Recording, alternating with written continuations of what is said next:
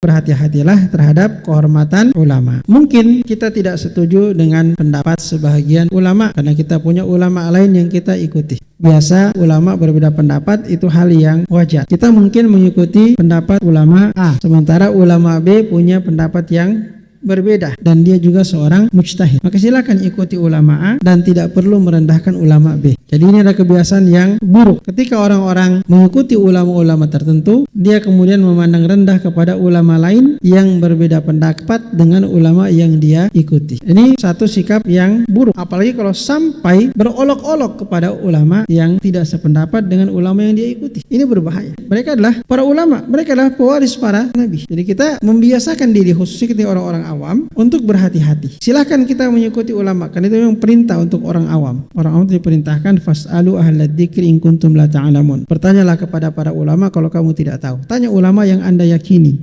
Anda yakini imannya, takwanya, ilmunya, rasa takutnya kepada Allah Subhanahu wa taala. Ikuti ulama yang seperti itu. Tapi ketika ada ulama lain yang berbeda pendapat dengannya, tetaplah menghormati ulama yang berbeda pendapat dengan ulama yang Anda ikuti. Karena mereka semua adalah ulama. Mereka adalah pewaris para nabi. Dan para ulama itu tidak berbicara kecuali dengan ilmu. Sementara ilmu dan pemahaman bisa berbeda. Perbedaan pendapat bukan baru terjadi sekarang. Sejak zaman para sahabat sudah terjadi perbedaan pendapat. Dan itu harus dihargai. Sehingga jangan terpancing. Kadang-kadang ada orang yang tidak tahu adab. Dia mengejek ulama yang kita ikuti misalnya. Maka jangan terpancing untuk mengejek ulama yang dia ikuti. Jangan jatuh dalam lubang yang sama. Tetaplah menghormati dan menghargai para ulama.